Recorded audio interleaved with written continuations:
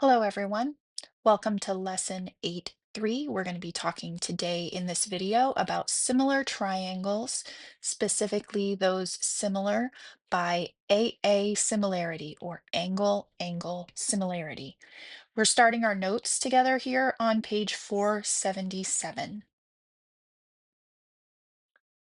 We have one lesson goal in front of us, and that is to use the AA similarity criterion to solve problems and prove triangles similar. From the last lesson, we know that in similar triangles, all of the corresponding angles are congruent and all of the corresponding sides are proportional. But we don't have to show that all of those criteria are met to show that two triangles are similar. Angle-angle similarity is one of several shortcuts. Actually, there are three. Angle-angle similarity says that if, like we see here in postulate 8.1, if two angles of one triangle are congruent to two angles of another triangle, then the triangles are similar. Here in example 1, we have some given markings, and we're asked to determine whether the triangles are similar and to explain our reasoning. We can see that L is a part of both triangles, LPQ and LJK. So L is, of course, congruent to itself by the reflexive property of congruence. And we'll go ahead and mark that with a single arc mark in the picture. Then angle LPQ right here is also going to be congruent because of the way that we have parallel line markings to the corresponding angle to it, which is angle LJK. Or if you wish, you could just simply say angle J there. So this is two pairs of angles once we mark that second congruent corresponding angle. And so by angle-angle similarity, triangle KLJ would be similar to triangle QLP. Take a pause on the video and see if you can, in this set of triangles, determine whether they are similar.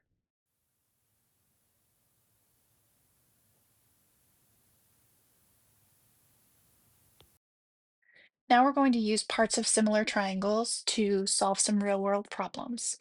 So here we have a handball example. DeMarco is teaching Tay how to play handball, and Tay, that's this person right here, prefers to return the ball on a serve when it bounces to a height of 42 inches off the ground. When DeMarco serves the ball, where should he aim for the ball to hit the front wall here in order to ensure that it bounces at the short line right here and up to Tay standing 11 feet behind the short line. So this is the path of the handball as it bounces. Assume the angles formed by the path of the bouncing handball are congruent. And in this example, we're going to ask you guys to do a little bit more than your book is referring to as far as the format of the answer. And we'd like you to practice giving your answer in feet and inches. So you've already seen us trace the path of the ball. The ball should bounce at the short line, which is 25 feet from the front wall, and the ball should bounce to Tay, who's standing 11 feet from the short line, these distances here. Know already that Tay is going to hit the ball when it bounces to a height of 42 inches, and so we're trying to find the point on the front wall X where the ball bounces. And we're going to model the path of this handball using two triangles.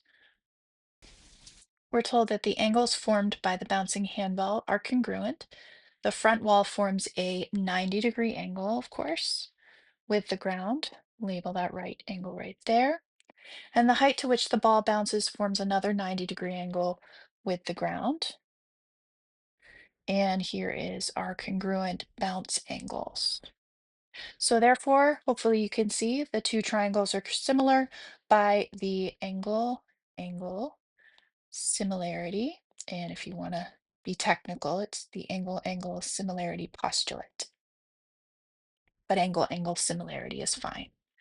Please note that we're going through this justification before setting up a proportion about the distances. You really have to justify this before you can set up a proportion. Let's go ahead and write that note to ourselves right near this diagram in our book. We must justify similarity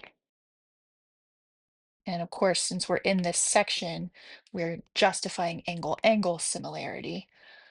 But in any case, we're doing that before we set up a proportion.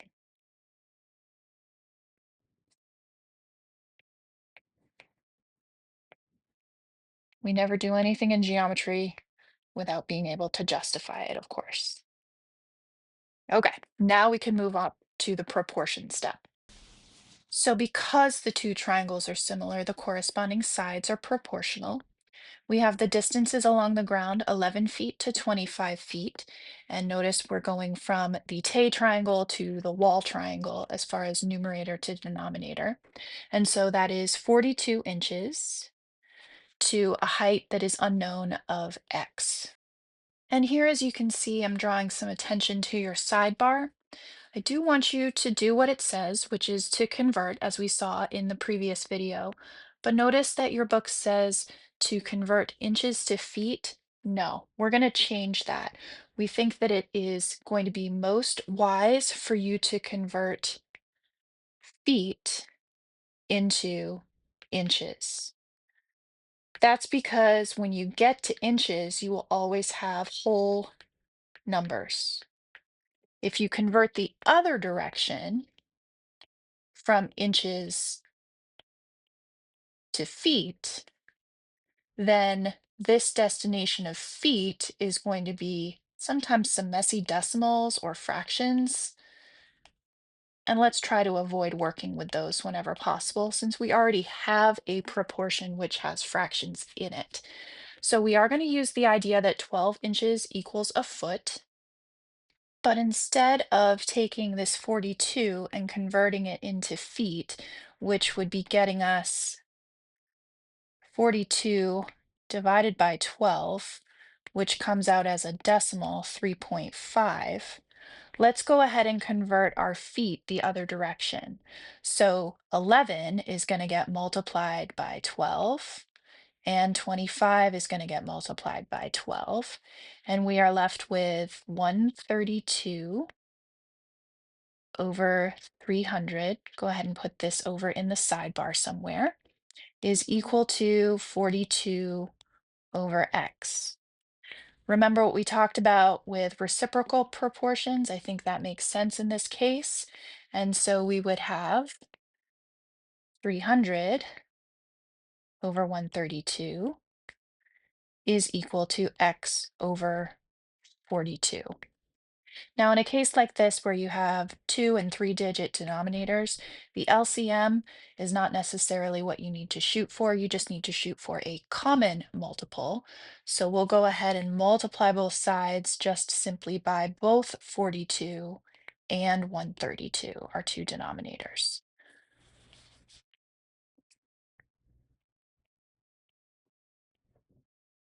And just like with our LCM method, we can see some factors dividing out and others not.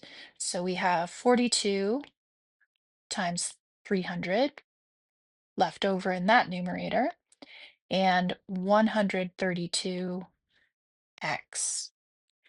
If we go ahead and divide both of those sides by 132,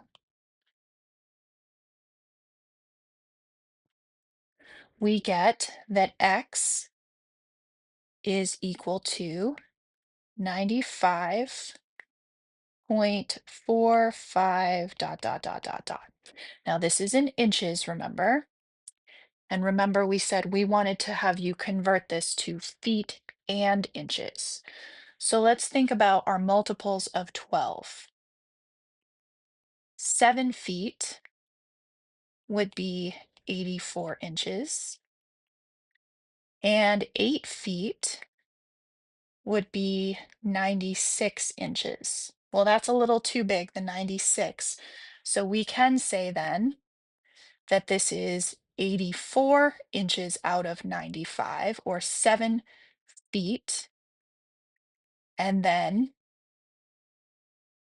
we'll take that 95.45 dot dot dot and subtract off the 84 inches that are part of the 7 feet. And we simply get 7 feet and 11 inches to the nearest inch. Okay, everyone, this is the part of the video where you really want to check back on the answers to those checks that were assigned to you as you were watching.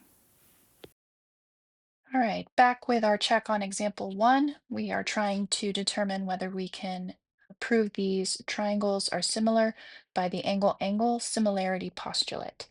Well, if I go ahead and find the remaining angles, because I can definitely see that angle C and angle D is a congruent angle pair.